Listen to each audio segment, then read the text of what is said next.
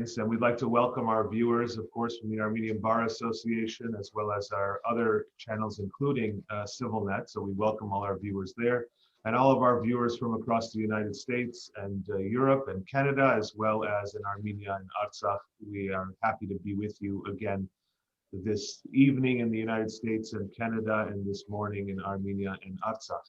It has been 3 months since the signing of the trilateral statement, which has significantly changed the geopolitical situation on the ground. Today, we are joined by 3 guests to discuss that change, to discuss the changes that are at foot in Artsakh and in Armenia, and as well as speak about the prospect for a brighter future. And I'd like to pass it off to Garo to introduce our guests for today. Thank you very much, Karnik, and good morning to everyone in Artsakh and Armenia, and good day everywhere else around the Armenian diaspora. We are truly honored and privileged to have 3 guests with us today. First and foremost is the Minister of Labor and Social Migration Affairs of the Artsakh Republic, Ms. Tandilyan, who is a former member of the National Assembly of Republic of Armenia, former secretary at Lusavor Hayastan, the Armenian political party, former Minister of Labor and Social Affairs of the Republic of Armenia, and former member of parliament at the National Assembly. Previously, she has been a former chief accountant at Mentor Graphics, has an MBA at American University of Armenia, and has studied at the Armenian State Pedagogical University, lives in Yerevan, and originally from Alaverdi. Welcome, Ms. Tandilyan, to Frontlines. We also next have a dear friend of mine, Zareh Sinanyan, who I don't need to look at any notes. Zareh Sinanyan was a colleague and a brother of mine in Los Angeles, in Glendale to be specific. And he was a practicing attorney with a bright future. He was a city council member in the city of Glendale and a mayor of the city of Glendale, who left all of that behind and went to the homeland to assume the position, the most important position, in my opinion, of the High Commissioner of Diaspora Affairs. And welcome, Zareh, to Frontlines. Sara Anjargolian, you're welcome, Zareh. Sara Anjargolian is another friend of mine who I do not need to really look at any notes. She has studied at Bolt Hall.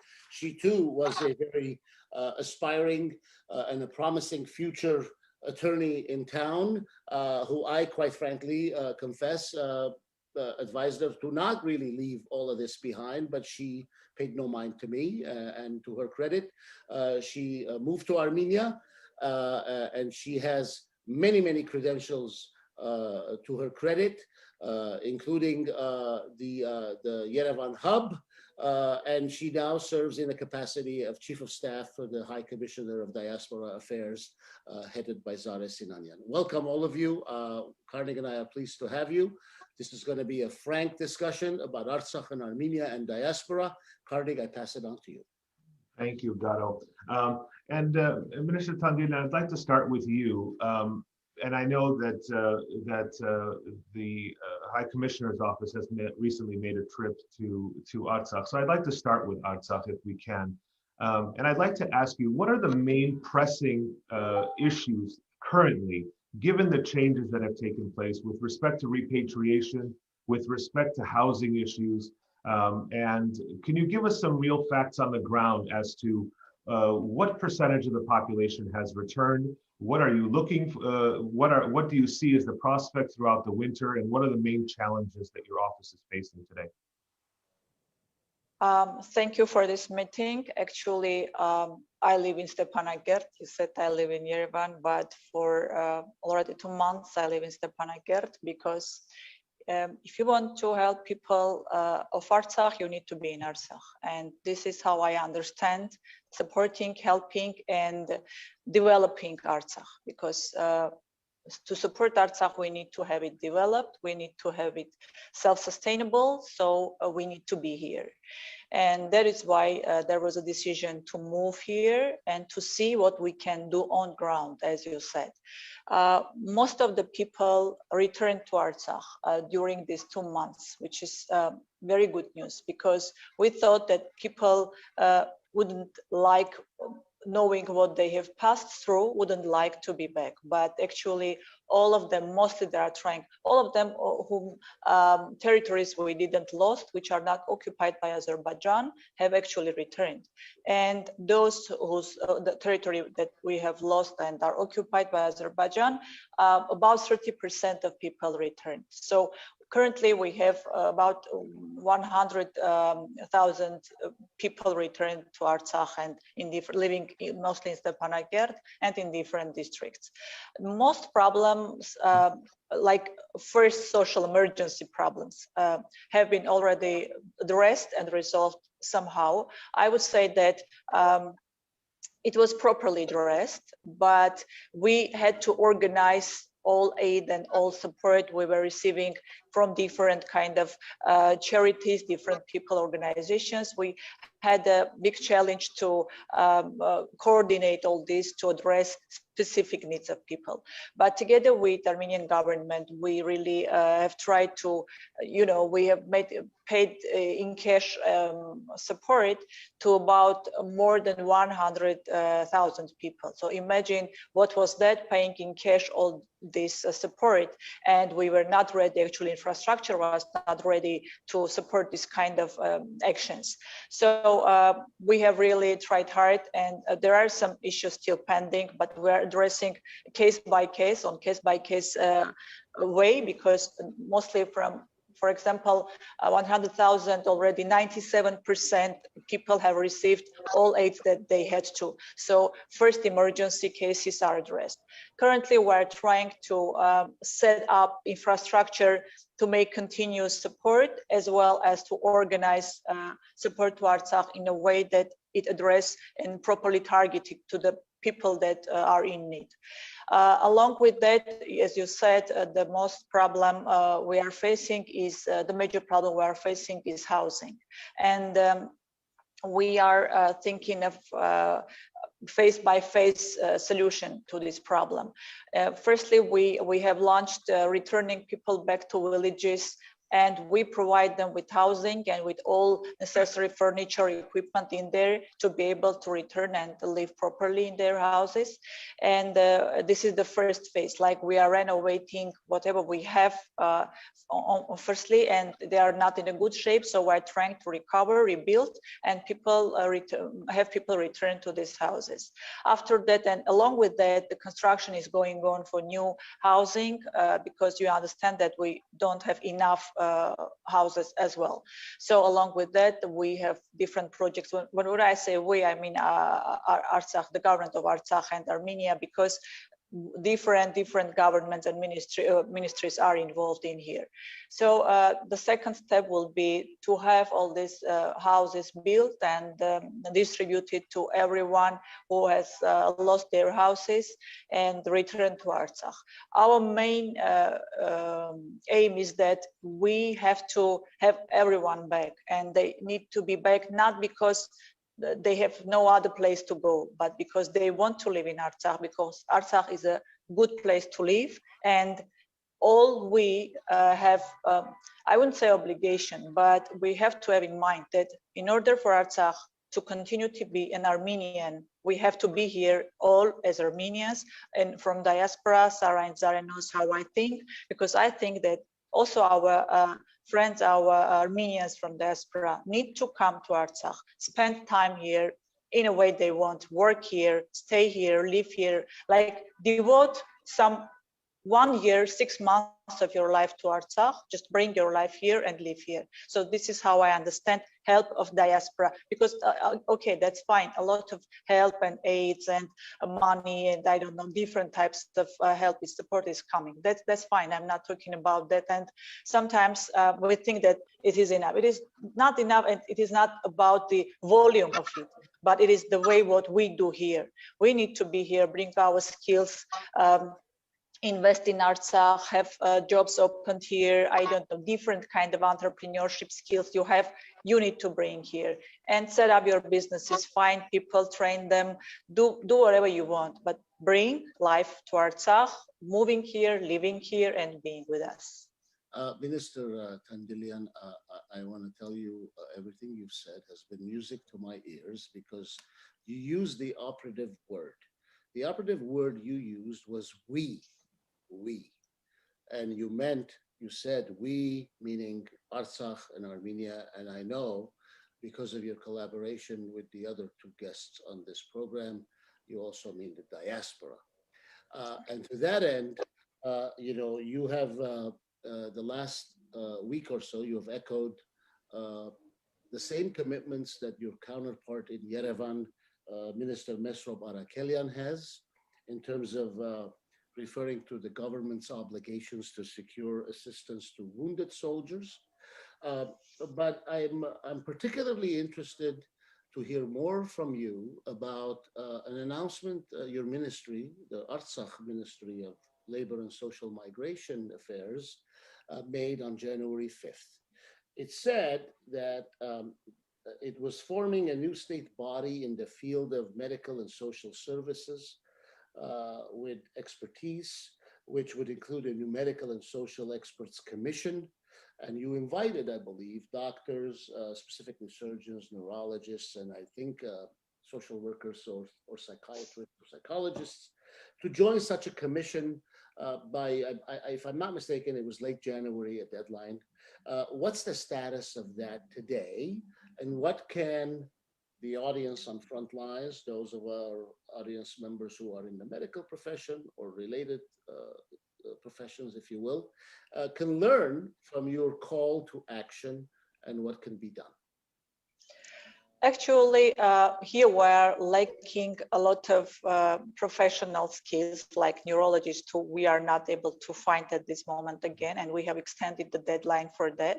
So what we do here, we have a commission set up, which will be later on considering the and reviewing the medical and health issues of soldiers and all people here to set up different kind of categories, and then they receive different kind of support when we define what support they need through these commissions. So this is how it works.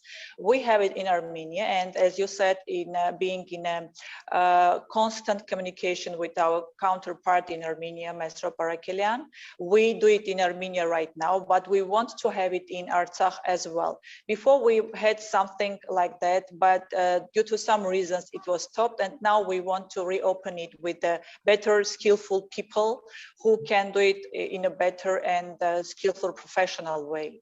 So in this sense, yes, we need specialists, and if we have more, we can open more commissions so that people like disabled people in that sense wouldn't be coming and going back and forth to receive this service. So in this sense, you are right and rightly noted that there is an extension of this deadline due to missing professionals. So if there is anyone who would like to join us, that would be great and good support. Thank you. If I may turn to the High Commissioner, you just finished a mission actually to Artsakh a little over a week ago. What are some of the principal issues that you feel the High Commissioner's office should be dealing with respect to Artsakh? What was the purpose of the visit? What do you hope to accomplish going forward with Artsakh? Yeah, thanks, Karnik. The purpose for the visit was really a kind of a needs assessment for our office and understand first the reality on the ground in Artsakh. What the primary needs are, what it is that we need to communicate to the diaspora, and how we can facilitate the engagement of those resources that are necessary to resolve the issues that are. One important issue that you heard about that was just mentioned was the need for human resources, professional human resources. And that was a topic that we heavily discussed, and communicating that to the diaspora. We're also engaging and involving Artsakh from now on in our IGORTS program, which is our fellowship program through which we bring professionals to Armenia, but now when we say Armenia, it's also going to include Artsak's administrative territory and also Artsak's government. That's one means. Of course, we needed to see everything. Right? We needed to travel through that Bertsor corridor, realize how safe it is. Go to Artsakh and see that life is surprisingly back to normal. Of course, nothing's normal. Of course, we're not in a pre-October, September 26th, 7th reality. But life nevertheless goes on in Artsakh. Like Minister Tandilyan mentioned, most of the population is back. And you need to be in Artsakh to see it with your own eyes to believe it. Obviously, the housing situation is a frontline issue for both governments. Making sure that people not only return to Artsakh temporarily, but actually choose to stay there forever is a strategic goal, which means jobs, which means good education, which means proper healthcare. And all of these issues have to be addressed in order for this goal to be a reality. Another thing that was mentioned by the minister is the need for our compatriots from the diaspora to actually come and visit Artsakh. The people of Artsakh need to see with their own eyes that they're not alone, or that the link with the diaspora is stronger than ever. And I believe that's going to go a long way, along with other benefits such as, economic sustainability and development, because folks will be spending money there, for example. I want to mention that it seems like the folks, the diasporan entities and individuals that have lost the most in Artsakh seem to be the most engaged right now. Not quote unquote cutting their losses. They're not disappointed. They're not crying. They're not upset. They're just back at it.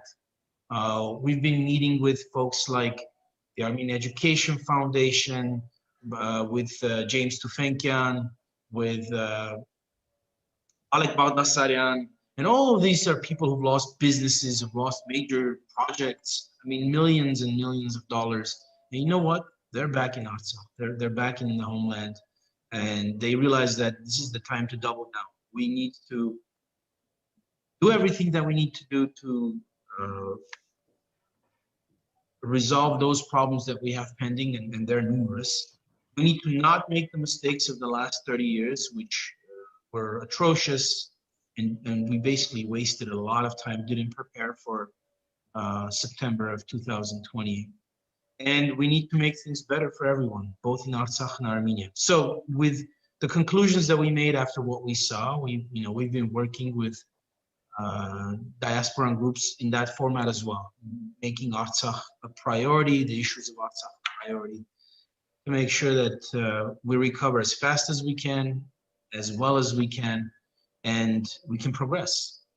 Zareh, you're Zareh to me, but I'll say Commissioner Sinanyan, in the spirit of staying with Artsakh, because I know that Minister Tandilyan has time constraints, and maybe I'll address some of the other issues that I have lurking in my mind for quite some time, between having to do with your mission as a High Commissioner of Diaspora and the diaspora.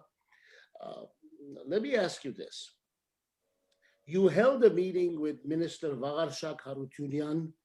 I'm not going to get into what ministry it is. I just want to leave it alone. You know who I'm talking about.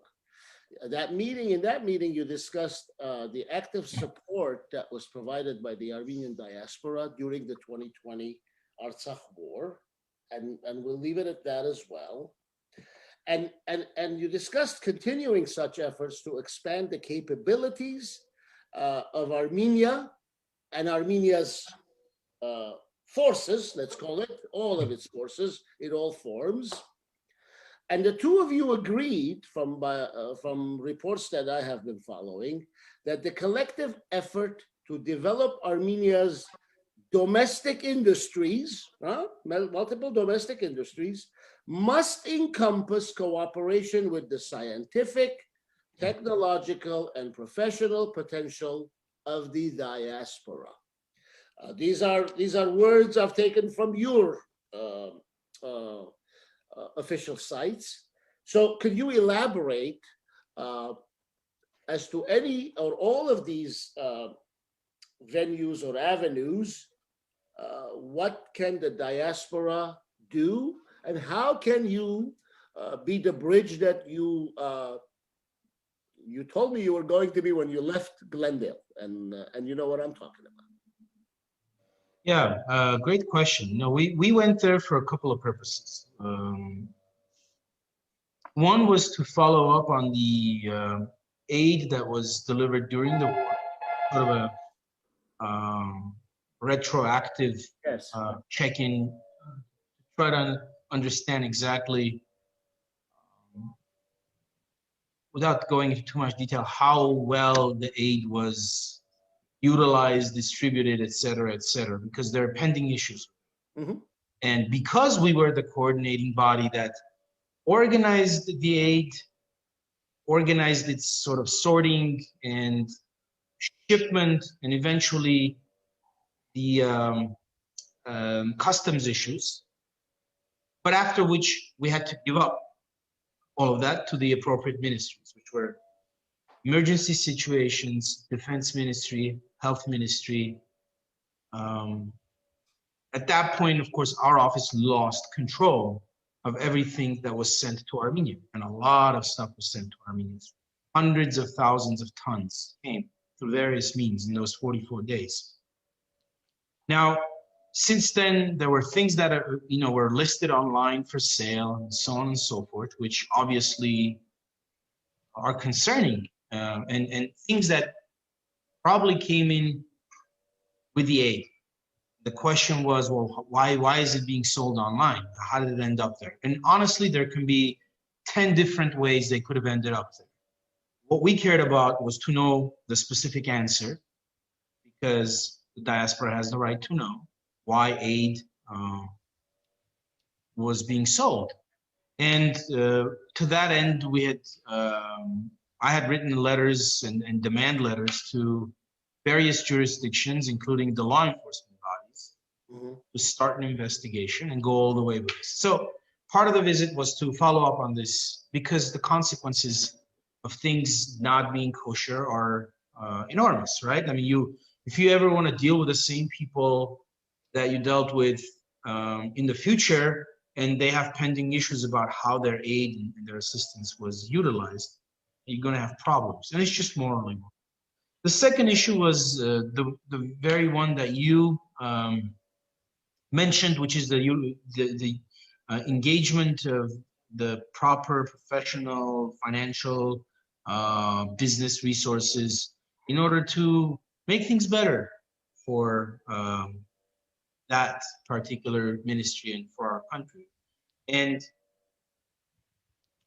things have changed since 1988 a lot. In 1988, Armenia was an industrial country with a large scientific base that was actually creating science that was relevant to its time.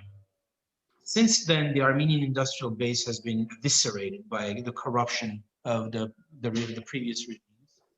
Since then, the scientific core has largely has been decimated and has dissipated throughout the world. Folks have moved out. And Armenia doesn't have the same resources that it once did.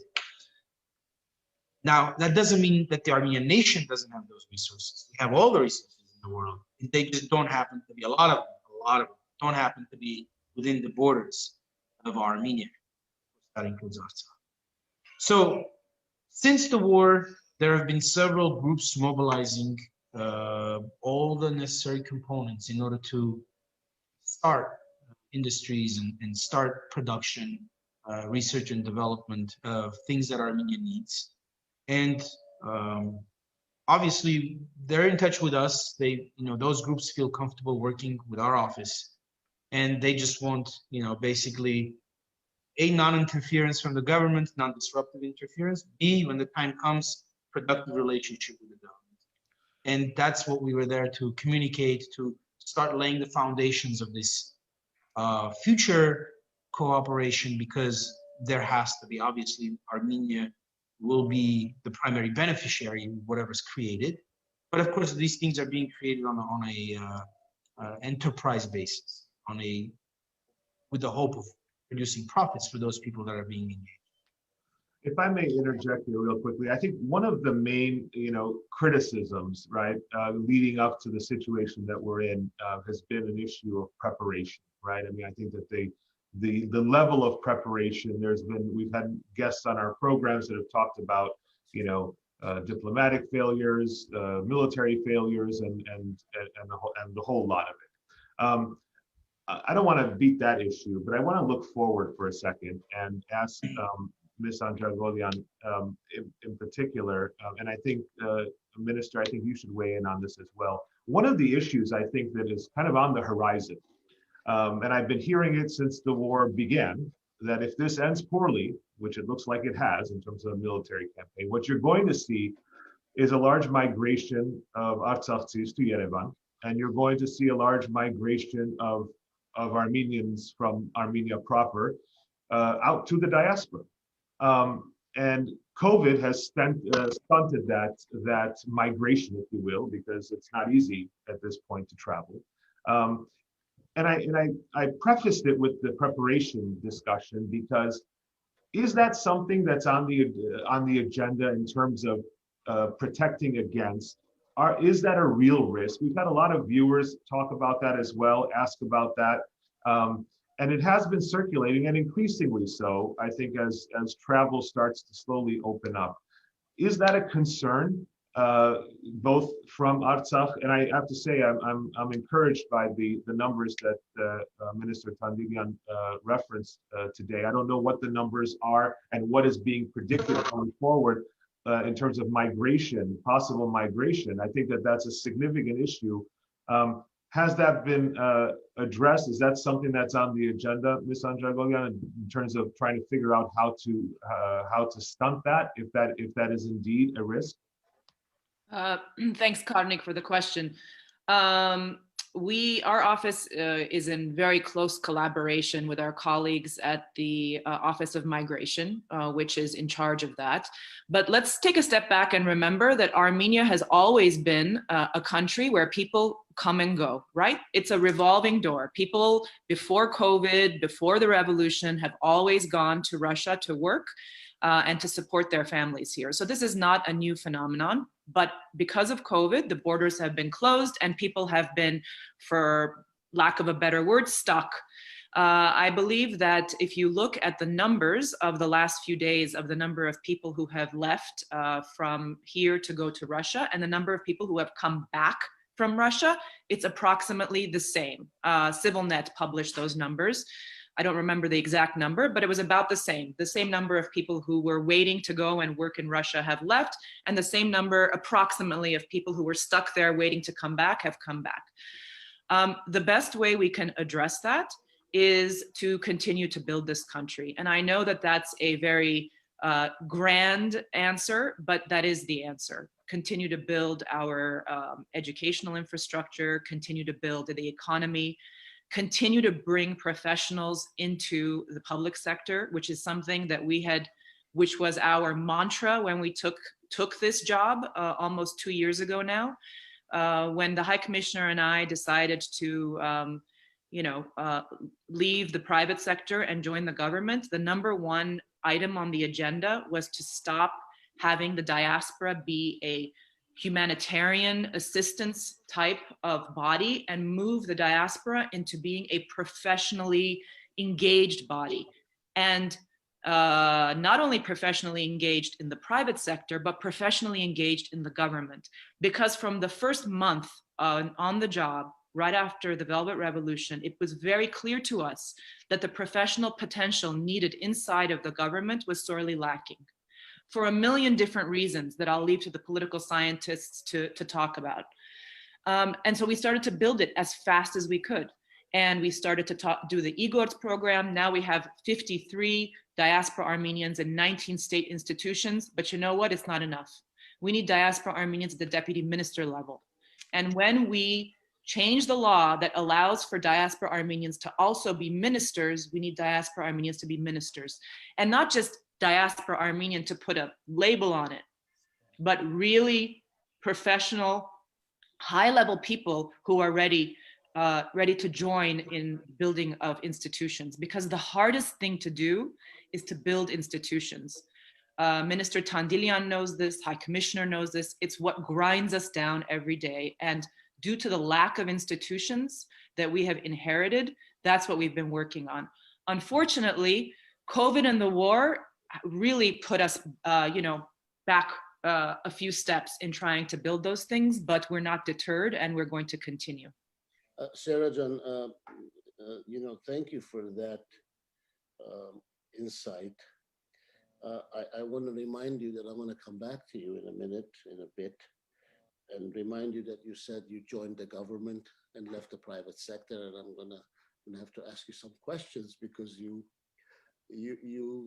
said you joined the government, and obviously we all know that the diaspora has some concerns about the government. We'd like to hear about some of those, but I want to ask you. You talked about the e-courts program, with which I'm very familiar. You also recently, within the context of the High Commissioner's office, if you don't mind elaborating a bit, after which Karnik and I will get back to Minister Tandilyan before she has to leave us. I know I'm looking at the time here. The Joint Government Tech Launchpad program between your offices, Impact Hub Yerevan, and this entity that I'm not really familiar with, GIZ, has been referred to by your offices, the Commissioner's office, as a great example in government startup collaboration. And you talked about all these several months of competition between startups in Armenia and diaspora, which is something I hadn't been familiar with. I came across it, and you said that the aim of the program is to help repatriates easy transition to life in Armenia through high-tech solutions. I'd like to know what's the status of that and what is that exactly? Sure. So GIZ, just for our viewers, is the I guess the best parallel would be like the USAID of the German government. Okay. So GIZ has a very long history of supporting Armenia. They have an office here. So in the same way that USAID will help in development work in Armenia, GIZ does so related to the German government. So as everybody knows, I'm the former CEO of Impact Hub, and during my time at the hub, I very much understood how much the public sector rather needs to engage in public-private partnerships. The government needs help from the private sector, and one of the largest private sector entities in Armenia is the tech sector. As we know, the highest taxpayers, some of the most accomplished people in Armenia are in the tech sector. So Impact Hub's current CEO, Ani Babumian, and Impact Hub put out a call to the government asking, would anybody be interested in running a program with us in order to engage the tech sector to provide solutions for the government. This is something that's done all over the world. It's not something new.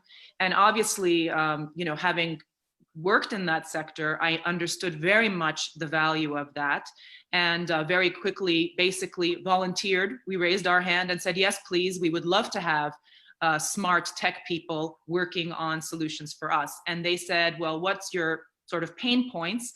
And the High Commissioner and I explained that one of our biggest pain points is the fact that repatriates come to Armenia and do not have very clear understanding of all of the steps they need to go through, from bringing their cars here to paperwork to schooling and all of that. So I was super happy that they took on this, and basically several tech companies, startups rather, competed for the funding from GIZ. So no funding went to our office. What our office got was the solutions that they came up with. I hope I was able to explain what that was about.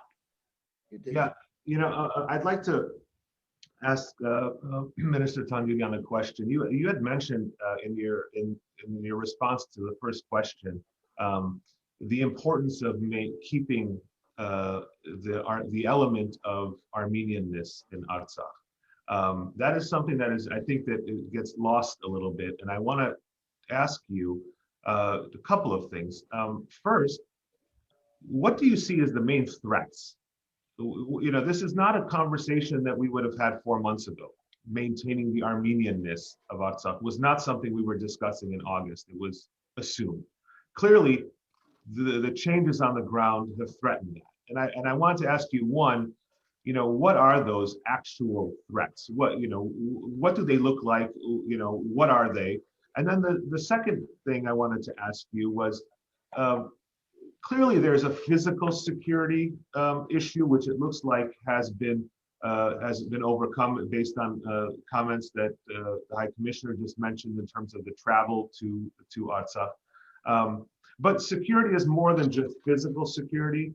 I'd like to know a little bit more about what you are hearing from your constituents in Artsakh about the threats or insecurities or perhaps even uncertainty related to their daily lives in terms of future, right? I mean, everybody wants a future for their children. Everybody wants a future for their business, for their livelihood. Many people have been uprooted from their homes. Many have also been uprooted from the very farms and the businesses that they run. And there's an issue of livelihood issues. And so I think there's kind of two different questions, perhaps, but I think they come back to the same core. How do you maintain Armenians and Armenianness in the new Artsakh? So if you would, please address that if you could. Thank you for the question. Actually, they are interlinked, and you answered your question in the second question. Keeping Armenianness here threatened by security. Actually, the way now Artsakh is perceived to be and stay secure is the main threat to Armenianness here. So how people understand how secure they are and the way they understand they will be secure living in Artsakh. And maybe I'm not very clear to those who have never been here and didn't pass through Lachin corridor and didn't see how we come here. Actually, you can pass it no hinders, nothing. So you can come to Artsakh and live here. But when you pass it, you see how Armenianness can be threatened in Artsakh. So in that sense, this is why I'm saying that we can overcome this issue and stay here and keep Armenianness in Artsakh only when we live here, when we stay here and we keep our live standards here and try to have our future, as you said, secure our future in Artsakh. And this is only through living here. And in that sense, we need to have all infrastructures, as you said, with all professional skills invested in Artsakh, because people definitely want better life and go for life, but we need to secure all these possibilities here, like education, kindergarten, living standards, work, everything. So when they have it here in their minds, they are able to overcome some kind of not threat, but worries about how secure is that, how close Azerbaijan is, because they come close to our borders now. And if we want it or not, it is kind of understanding and perception of being not that secure. And we know that Armenians are not always on the borders with Azerbaijan, and we have Russians, which is, kind of security, but we used to security through our Armenian forces. So now things have changed. Whether we perceive it as more secure or less, it very much depends on person and also on a geopolitical situation. So you understand what I mean. In that sense, we just need to make sure that we perceive Artsakh as Armenian land, as land for Armenians, and we live here in Armenian way. So this is the way we will be able to keep or make everyone understand finally and eventually that this is Armenian land and Armenians are living, have been living, and will be living in Artsakh. Minister Tandilyan, I'm gonna say that which probably not everybody knows, because I certainly did not know. You are very highly respected. I have spoken to several people today who reached out to us prior to this program, and they had nothing but very high praise for your commitment to homeland. And in looking at your track record, it's clear to me that you're a person of principle, regardless of personalities. You have been in a ministry in the Republic of Armenia. You have resigned.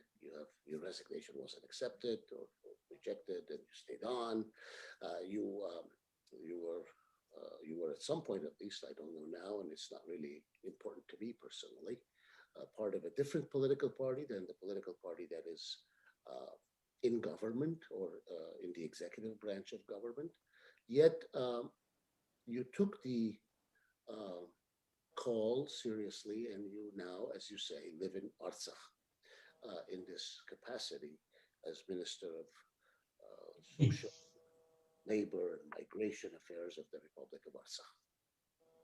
Do you think that Garo from the diaspora and Karnik and the 7 or 8 million throughout the globe can feel comfortable that when we get to Artsakh, or when it comes to Artsakh, it is not a matter of I can do a better job, I am of this political party, you are not doing a great job of that political party, and that indeed, when you're at the front lines, if I may say so, front lines being Artsakh, that the Azeri or the enemy forces on the other side of what now is a village that is staring at the border doesn't really care if you're part of Bright Armenia Party or My Step or ARF or Prosperous Armenia or Republican Armenia or whatever Armenia. You are to them an Armenian, and does that resonate today post-war in Artsakh so much so that I, the diasporan, as a hypothetical question, should have no concerns, none whatsoever, about political gamesmanship, and I should focus and devote my resources, my energy to make Artsakh viable, secure, and sustainable? Your question to me is that what I'm hearing and I can feel. In order to answer your question and this answer to be understood, a person should come and be here. You will see that there is no kind of belongingness to a political party feeling in Artsakh. And I am here not as a representative to any political party, not as a person who has done something, but as a person, an Armenian, who has some skills and wanted to serve to his nation, to his people in Artsakh. Because wherever it could be, I'm an accountant, as you said, I could be a good accountant, being expert in any accounting company or setting up accounting firm, etc. So what I have done and what I call diaspora to action and how to do it, like come here, encounter and face all those difficulties that are here, but they are much, resolve them in your way, and through this path, teach how to resolve these difficulties, learn a lot from Artsakh, and find a way, make Artsakh a better place to live. So I came here as just one person, knowing that she wants to do something to make Artsakh a better place to live. This was only one thing in my mind. And I'm not here like someone from somewhere, but I'm here as the one who has some skills. And I was suggesting my skills to everyone. I was appointed as a Minister of Social Affairs, but I could do anything. So what I'm saying is not like come here, teach, but come here and live with your expertise, face all those difficulties and resolve them in your way and teach how to resolve and learn from people who resolve it in their own way. Because as Sara said, there are a lot of difficulties and ways you don't know how are done in Armenia and Artsakh. So just come and do in your way, learn how to do it in Artsakh, in Armenia way, and then change or you yourself adapt to that. So this is the way how we need to integrate, and we need to find a way to connect to each other. So this is the only thing I have done, nothing more. And I'm not saying that you just come with your all those, you know, and people here. No, we just need to interconnect, to see each other, to understand each other, to be on the same page and find all solutions together and catch up. And we don't want to leave behind or catch someone there. No, just come here and do whatever you can. So I came here, stayed in a hostel kind of place, and find some renting. Well, that was difficult, but yeah, we need to face these difficulties. So we need to do it together. And I can assure you that Karnik and I will see you there sooner than most people think. I'm looking forward. I'm looking forward. And yeah, my apologies. Yeah, I will be leaving, you know, in a minute. So no problem. Thank you for this meeting. It was my pleasure, and I really wanted to participate. And Zareh knows it, because I just wanted to speak to you, to diaspora, like this is the way to talk to diaspora, calling to participate in life in Artsakh. Thank you very much for this. Thank you. Thanks. If I may, I'm going to shift over to the High Commissioner, because I think that a lot of what the minister just said resonates with us, obviously. And now that there are 4 diasporans speaking to each other here now, yeah. I think that we can ask. You know, I guess I'm going to ask a question, Mr. Sinanyan, that's really in your capacity as the conduit between, you know, Armenia and the diaspora. The question I really want to ask, and excuse its brevity, but I'm going to dig into it. Before he answers, I want to piggyback on that question. Go ahead. But my question, really in a really base sense, is what is going on? And let me finish. Yeah, what is going on? And here's how I want to put that into context.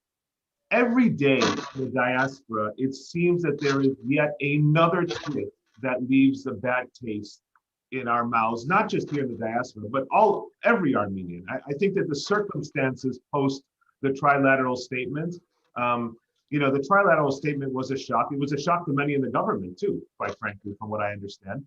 But that being said, the developments that took place afterward, you know, people want to hold on to something, and people want to have some sort of confidence in process at the very least. And I'm just going to bring up a couple of incidents, and I just want your views as somebody who is, you know, you've worked in Armenian government, obviously, but you've also worked in American government. Mm-hmm. And, you know, the first instance that comes to mind is Karvaja and these families not knowing whether they are leaving or not leaving, not knowing how they're going to get their belongings and leave where they've lived for, you know, in some cases generations, in some cases, 30 years, in some cases, where they raised their families, on 24 hours notice. I'm reminded of the in Zapan and the new border, if you will, with Azerbaijan, and roads going through territories, Google Maps being used to demarcate. I guess my question when I say what's going on, I want to believe that there is a plan. I want to believe that we're not on our heels. I want to believe that we're not afraid as Armenians, and I say that as a state and as representatives of the state, that we're not afraid as Armenians, and that we realize that the trilateral statement, although very pro-Azerbaijan, ended because it was in Azerbaijan's interest for it to end, right? Whether Armenian force or Russian involvement or geopolitical issues, but they ended it. And I don't like the use of layman's terms like capitulation and things like that, because it stunts our ability to think creatively from where we are. After the signing, I don't see much control in a confidence building way. I'm wondering, it's kind of an unfair question because it's a little bit open-ended, but at the same time, we know that this wouldn't have been a possibility well, it was never considered a possibility, and here it is a possibility. Are we just simply on our heels, constantly reacting, or is there a plan with respect to implementation that people can hold on to? And I don't mean just the diaspora. I'm talking about the villagers on in the new border towns. Is there a plan? And what in your capacity as High Commissioner, what can you communicate to the diaspora to create kind of a reassurance that there is a plan to this, and it's not that we're on our heels? I want to say. Wow, Karnik, you ask a question, and you may not like the answer, but yeah, let's. Hold on. So before you answer, Zareh, hold on. Before you answer the question, I want to say something, and I want you to keep that in mind when you answer the question. As Armenians, in my humble opinion, I believe that we don't get to say, "I am not my brother's keeper." I don't know of an Armenian that I've ever met who says I'm not my brother's keeper. And when you're a brother in arms, whether it's in government service or in a position where you have the ear of a prime minister or the cabinet or folks on the ground who are in a position to affect change, unfortunately or fortunately, depending on the circumstance, you become your brother's keeper. It doesn't mean you can force your brother to see things your way. We all have brothers and sisters that don't always agree with us, blood brothers or brothers in cause. So Karnik threw a lot of stuff out there at you. To the extent that you can respond, I'd like you to respond, because I have a follow-up question that deals more about diaspora's concerns, not that Karnik's focus about Karvajar and many other regions that there was a state of uncertainty, to say that it disturbed those of us who are diasporans, and we know from our parents and grandparents how they packed up their stuff and left, in a hurry because of the advancing genocidal armies and troops of the Ottoman days. It was sadly reminiscent of that, except for the fact that some of these regions post ceasefire voluntarily were handed over. I don't know how you can comment on some, if not all, of the things Karnik said. I want you to comment, if you can, Zareh-jan, and you and I go a long way back. You are your brother's keeper at the end of the day. That's the Armenian universe. So go for it. Yeah, listen, what happened is a pretty cataclysmic event in our history. I do agree with those comparisons that were made to the fall of the First Republic in 1920. Of course, consequences aren't as dire, but the type of event that took place is very similar. Also similar was the sort of the demographic change that a large portion of our homeland, which we controlled for approximately 28 years, 26 years, depends on which part you're talking about, we have now lost. People have been displaced. And Armenia has lost strategic depth.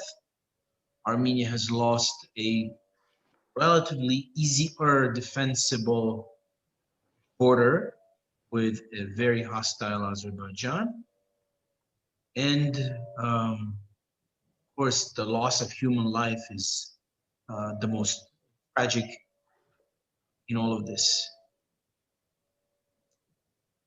What you've been experiencing in the diaspora, and all of us have been experiencing in the Armenian world, are the consequences of the military defeat. So immediately after the ceasefire, 2 days later, folks had to hear about the fact that people in Karvajar who were otherwise largely unimpacted by the war itself, had to leave. Then you had to hear about the Azeris actually coming to their Soviet administrative borders, the 1992 borders, because starting 92, 93, Armenia started liberating Zangelan, Govsakan, in other words, and moving towards the Fizuli border, which existed until September of 2020. So Azeris started approaching Syunik and assuming their administrative borders as recognized, by the way, by the international community, which, raises the issue of Karnik, I think, talked about it, the monumental diplomatic failures that Armenia has 30 years, diplomatic, essentially inactivity that we saw the results of it during the war, Armenia's isolation. And as a result, you're hearing that some road has been partially occupied by the Azeris. And now we have to share a road with them, that the Azeris are close to Kapan now. The Azeris are close to Vorotan and Shurnukh. And they're actually taking over part of Shurnukh because, again, the Soviet administrative border ran through there. Or they're doing demarcation and they're using GPS. You're hearing little doses of things that are happening periodically, 3 days from one another. And every one of those events or news, it's like another drop of poison in an organism. And it revives the pain and it creates this reaction of despair and helplessness. I think what people need to realize is that when we were defeated militarily, it was given that all these things were going to happen. So these are direct consequences of the defeat.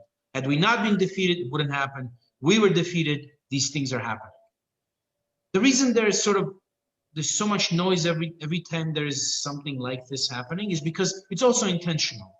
The Azeris, the Turks, and the former regime together are trying to create as much chaos and panic in Armenian society as possible, each one for their own reasons. The third category is a little different because all they're trying to do is come back to power. That's all they care about. The two categories are trying to weaken Armenia, keep it unstable, keep it off balance, keep it from being able to create that very question that you were asking, which is sort of the answer to all of this, the way out, the long-term strategy. Currently, I think to this day, we're still in reactive mode because you're still dealing with some very fundamental issues that are now issues, today issues. For example, the prisoners, the return of the 60 some odd prisoners that were captured after we stopped, after the ceasefire. We have the issue of making sure that displaced folks actually have a place to stay. The housing issues that we talked about, the social welfare issues, the jobs issues. Armenia's economy obviously has been horribly impacted by this war. I mean, folks in the diaspora, and I truly appreciate this, talk about the Armenia Fund and the $180 million that was donated. You have to understand Armenia spent billions on this. I mean, help people understand that. And that's a lot of money for Armenia. Armenia currently obviously is feeling the economic impact. Our programs, our office's programs are under threat because of budgetary issues. We have so many layers of consequences from this war, all of them negative, all of them negative. I didn't mention about the handicapped soldiers, the amputees, whose prosthetics we have to provide for. And we have to create a good life for them. We have to. We have the moral obligation to make sure that these young men have a quality of life future. It can't be just, they're going to exist. No, they have to have a good existence. They have to have a good life because the generations to come have to know that the government takes care of soldiers. We have the 1,000 Dram Fund. So every one of the fallen soldiers and every one of the handicapped, everyone that has been wounded will have to receive a compensation. we must make sure that they receive it. Again, because every Armenian man with weapon in his hand that has fought for the homeland must in perpetuity know that they will be taken care of the moment something, their families will be taken care of the moment something happens to them. So the issues are overwhelming. Karnijan, Darajan, they're overwhelming. Some people, irresponsible, childish, and very political also often, keep yelling, you have to resign. They accuse me of things. They accuse Sarah of things. Unlike them, I am not a deserter. The only way I resign is if I understand that my staying there is not having a positive impact and that I am no longer able to influence the situation at least a little bit in a positive way. When that happens, I'm gone. In fact, when I'm gone, you can all know that that happened. I've reached the conclusion that it's hopeless and I'm not being able to impact the situation. So please, we need folks to be objective. We need folks to be rational. We need folks to be more engaged with Armenia and Artsakh than ever. And I'll put this to our U.S. brethren and sisters.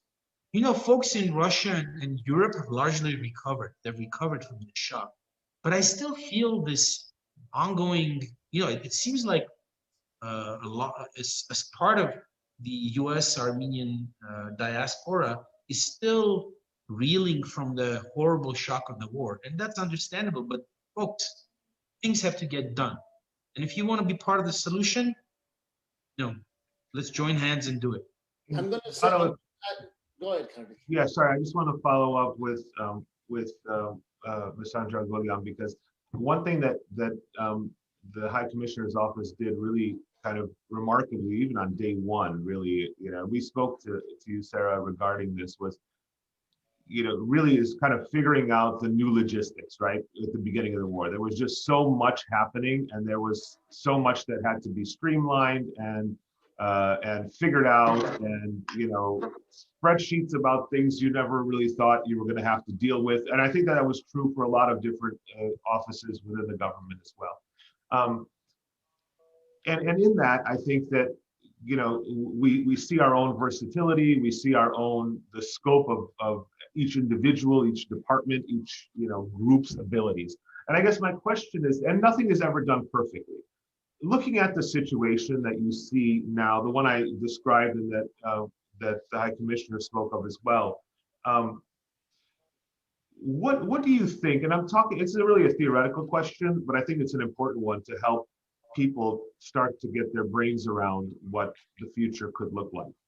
What do you think could be done or should be done that is not being done to build those confidence measures, even in the period of implementation, which is what we're in right now, and strengthening things like statehood, Armenian self-respect and dignity, which is a thing which is another thing that's taken a really severe hit.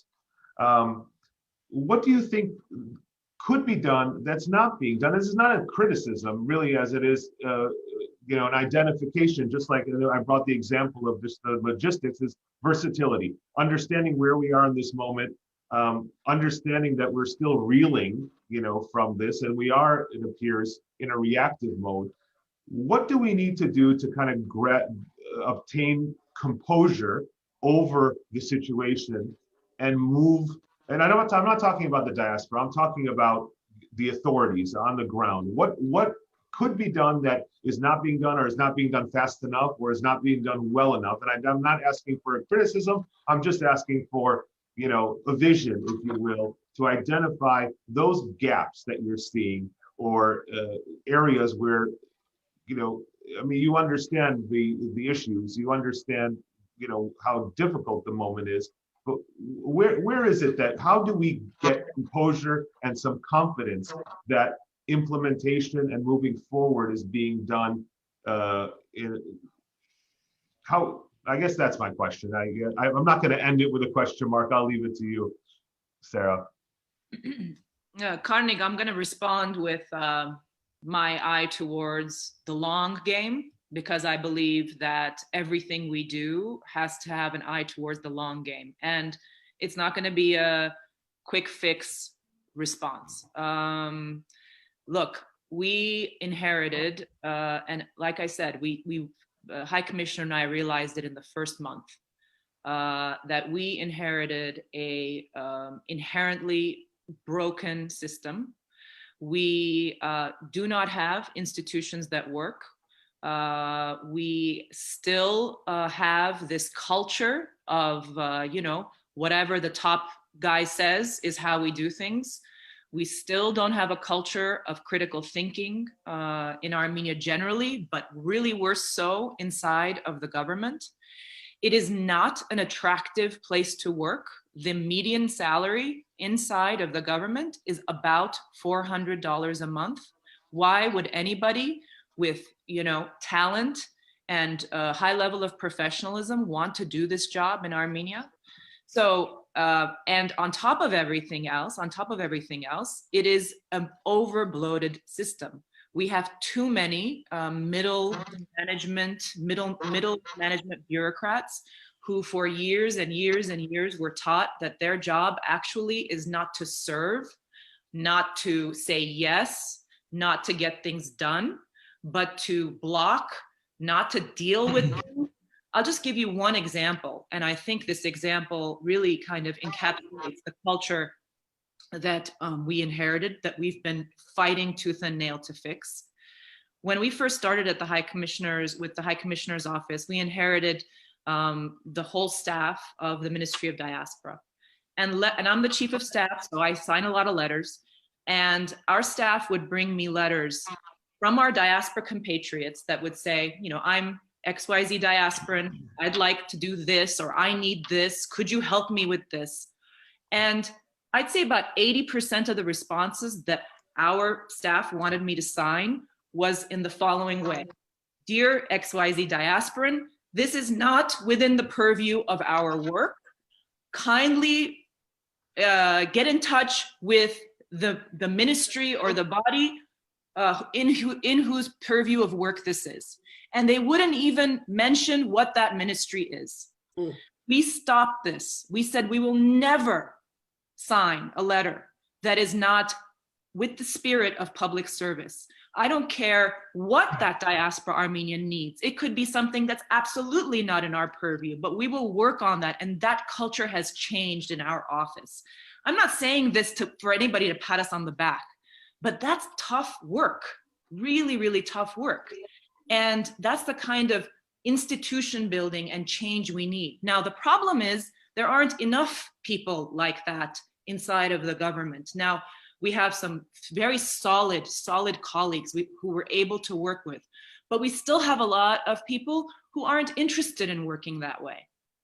And that's the long game we have to play.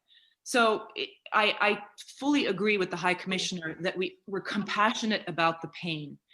But when you live here and you work here, you have to just start working again. We're not able to wallow in that pain because there's so much to be done. So that's a very long-winded response to your question. And it's not going to be a Band-Aid. Unfortunately, we've put on too many Band-Aids. So please, my invitation to our compatriots in the diaspora is get the vaccine and fly out here as fast as you can and come and build with us, whether it's in the private sector and the public sector. We already are working with the High Commissioner. I'm very excited about this, to have very key diaspora Armenians move here and join the government in a high-ranking position. So that's what we're working on. If you don't like this government, then come and create a political party to replace this government. Stop screaming. Just come and create an alternative to this government. So that's my message. I think I'll stop there. Can I now say something, Carly? Please, yeah. All right. Unfortunately, being the bridge, if you're the bridge between one side of a mass and the other, people are the bridges used to be walked on, okay? You're the bridge. The Diaspora Commissioner's office is the bridge. So I'm gonna walk on you. the Armenian national in Armenia is going to walk on you telling you you're not doing a good enough job to pull in the diaspora. And the diaspora is going to say, you're pulling me into a place where I'm not sure I want to be pulled because I don't like, for example, that what is this I'm hearing about Ms. Lilith Makuns being appointed or possibly appointed to the U.S. ambassador for the Republic of Armenia in Washington, D.C. There's going to be a lot of this. I'm sorry, Zareh left his beloved Glendale, where I'm at, and went and signed up for this. You left long ago, Sarah, for other similar forms of service, but here you are. Many people have said, Garo, when you interview these folks, you got to say to them, you got to be tough. You can't, if you're soft, I'm going to turn you off. You can't be Larry King. You got to be Hard Talk BBC. Well, look, we all know each other. I know that neither of you, I really do know that, and I don't care what people think if they disagree with me or not. I know that your heart is in the right place. Your goals are noble. Whether or not there are obstacles in your daily affairs, to see to it that your heart's desire and your mind, what is said on, gets done, I don't know. I'm not there with you. But one thing that constantly keeps coming up, we, the diaspora, are not some, bank account that you just ask for money. And yeah, $170 million is nothing compared to the billions that were clearly, I'm sure, spent. But, I am reminded of one person during this fundraising, the Armenia Fund campaign and whatnot. I remember of one person very distinctly who really had saved like about $90,000 or something. And it was, right? And gave it all. That 90,000, if that was $9 that the person could spare, is just as valuable. And what is very difficult for perhaps the Armenian American diaspora, bless the Russian Armenian diaspora, the European ones and others who have gotten over it, because I still haven't gotten over it, frankly. I mean, I'm living with it, and many others haven't, is that maybe, just maybe, because the United States system of freedom of expression and freedom of assembly and the system of governance gave us many, many freedoms to speak openly, to strive and to dream and dream big. And then we heard for about 43 days that we will win. I'm not going to say we're winning, and then we were told, well, actually we lost. And that's, it's hard to explain that to the simple Armenia-loving, Artsakh-loving Armenian. It's really hard. So when we talk about war and a broken system that, Sarah John, you inherited, I know that you inherited that. But at the same time, because you're that bridge, so I will ask you, I don't think you could speak for your brother, but because you're not your brother's keeper or you're not the spokesperson for your brother. But when your brother goes to Moscow and does not talk about prisoners of war, when my prime minister of my Republic of Armenia does not talk about prisoners of war and talks about economy and this and that, I cannot help but think, wait a minute, I supported this Velvet Revolution. It was everything that I ever hoped and dreamed for, but is it everything that I would have had nightmares over? What happened? So coming back full circle, recognizing that there are street protests, whether it's by 1% of the population or 20% or 100%, I really don't care. All I care is for Armenia to be viable, sustainable, secure, safe, to be able to be at Artsakh's side, and for Artsakh not to just evaporate in the next 5 years, under the guise of 2,000 peacekeepers from the Russian army.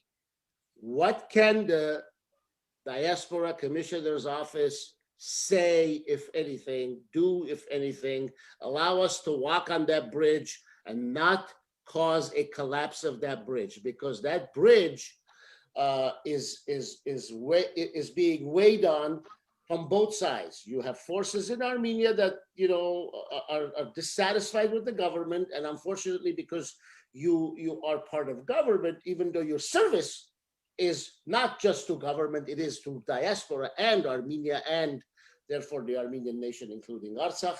What can you do? It's a tough task. You know, I don't mean to put you on the spot, but, you know, what are some of the things that the diaspora can jump up and rally around for cause, not for individual concerns, but for cause? Who's the question for? Both of you, any of you. Well, listen, you don't have to like invent causes or make up words or anything. The cause is the homeland. Right, that's the cause. I know. You rally around the homeland.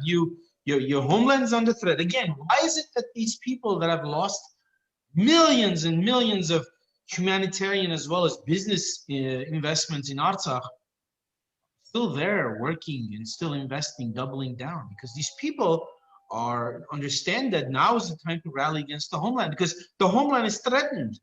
Now is the time. Now is the time. So there's no need to create a cause. The cause is there. It's always been there. They don't need to rally around the government. They don't need to rally around individuals. They don't need to rally around political parties either.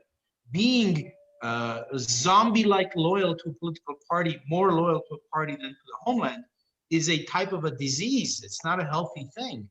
The thing that is above everything is the homeland. So people need to rally around their homeland. So what does that mean? What does that mean? It means different things for different people in different ways. Different ways. I, for example, don't belong to political parties, and you know, I'm comfortable being that way. That means that I'm a little bit on the outside at all times. I was in the past in my former reality. I am currently in this reality, but I choose to keep my loyalty to my homeland and my country. And you know, again, political parties are only mechanisms for coming to power. And you know, that's not an overarching goal, for example, for me. Same for Sarah. She's not part of a political party. But the homeland is there. We need the homeland there. Every time someone poses these questions and they want answers, interesting, the ones that are posing these very sharp questions, you start getting answers, and unavoidably, no, that's not me, no.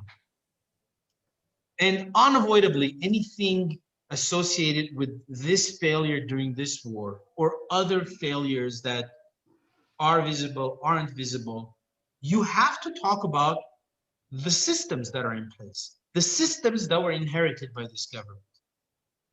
And the moment you start talking about what was inherited, what was there, what we had to work with, they say, oh, again, you're blaming the former regime. Well, who am I supposed to blame?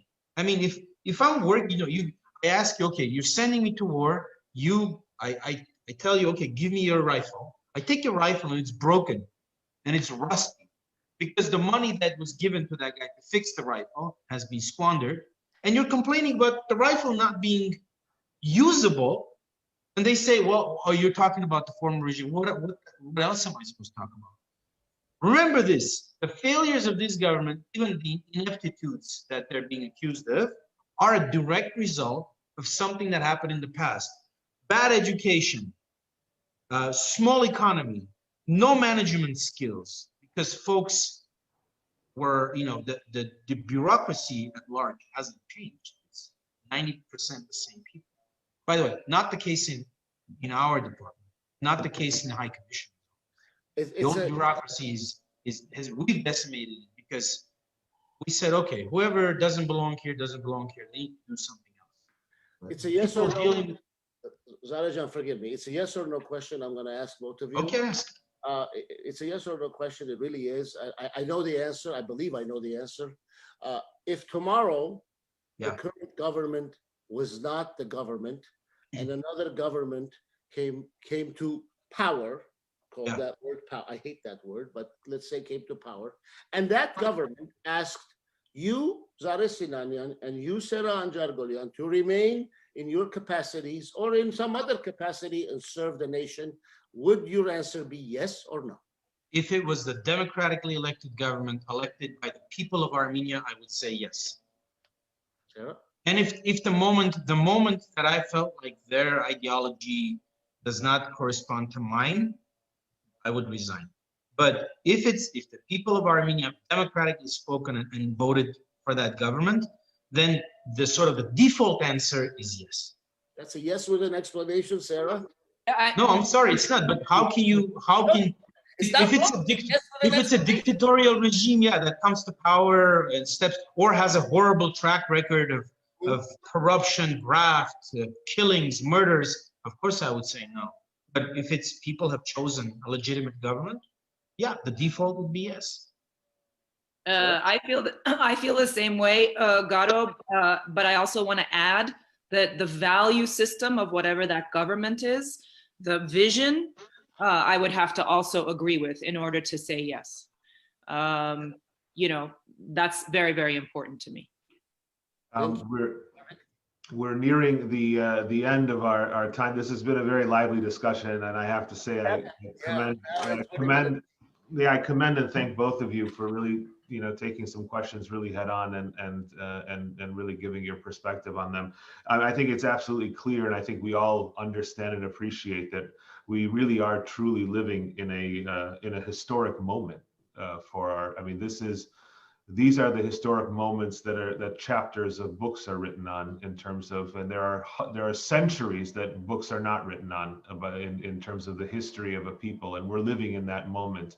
I believe that very small moves, small decisions today will set our nation on very large trajectories that in vectors in a direction that in 10, 20, 30, 40 years will have very different implications. And I think that everybody appreciates that. And as Garo said, I think, particularly with respect to the two of you, you've approached it in a very selfless and dedicated way. And we appreciate that very much. And especially for communicating with the diaspora, not only on our program today, but throughout your terms in your offices and opening up the office to the diaspora. I know many people, the E-Codes, for example, program, I know many people who have benefited from that and have benefited Armenia because of that. And I think that initiative in particular has been a remarkable one. But I also have to say that, there is nimbleness that you're showing and you're thinking through in terms of what the next stage requires. This is a very challenging time. I cannot imagine, and we've done so many of these programs, probably over 50 of these programs. And one image that constantly comes to my mind is our previous conversation with Sara, with you, where you were explaining just the barrage of logistical challenges that you were facing and the whole office was facing, and the ability to transform and to adjust and to deal with that is remarkable. And and I know that it's this is not the circumstance any Armenian wanted to live in, this particular historical moment, but we're living in it, and I commend you guys for the consistent dedication and the effort that is put into trying to make reason and trying to build a future for our nation, for our republic, for our people, for Artsakh, out of this very dangerous and difficult moment that we have been in since the beginning of the war, and frankly, as the High Commissioner mentioned, as the repercussions keep rippling on until we're able to get our footing. So thank you very much for coming on with us. We hope to do that you would join us again in the future. And thank you very much for taking questions that were not softballs. We appreciate that. Thank you, Karnik, and thank you, Garo. Can I add just something really quickly? Please. Whatever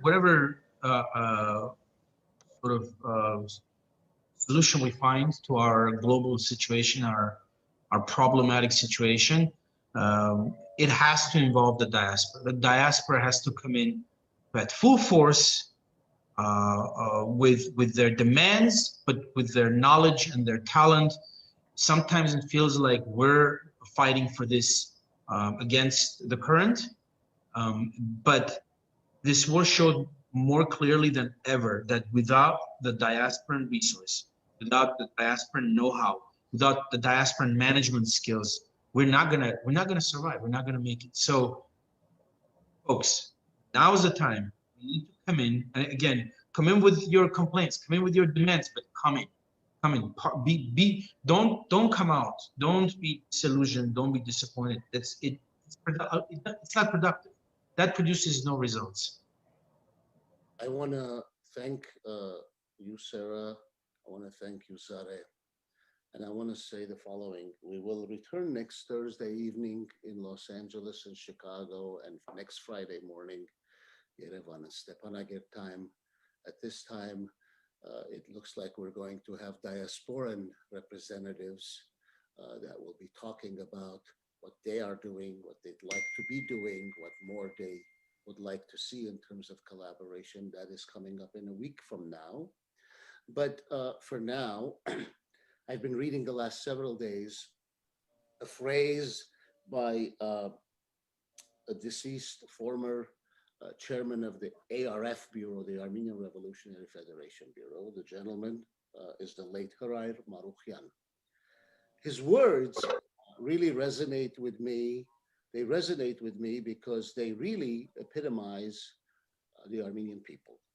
He said once, Armenians, draw your strength from your pain and suffering and turn your suffering into strength.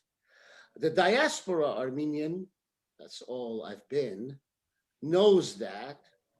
I've known and seen that in the streets of Beirut, on the East Coast, in the Midwest, and the West Coast of the United States. And I'm sure others have seen it in other parts. I am certain that the Armenian in Artsakh has drawn over the years strength from his or her pain and suffering and has turned that suffering into strength. And if the same is true and must be true for the Armenian in Armenia, I thank you for both, and I thank everyone else who can draw strength from suffering and turn that suffering into strength. Let's keep one thing in mind. United, we are far stronger. There are too many divisions today in homeland, in Armenia, and in diaspora, within institutions and within communities. I hope that we remember that the more we divide one another and divide ourselves, the easier it is for us to be picked apart. I bid you all a good day in Yerevan, a good midnight, past midnight to you, my brother Karnik, and we will see you in the trenches and soon in the homeland. Thank you very much. Thank you. Thank you.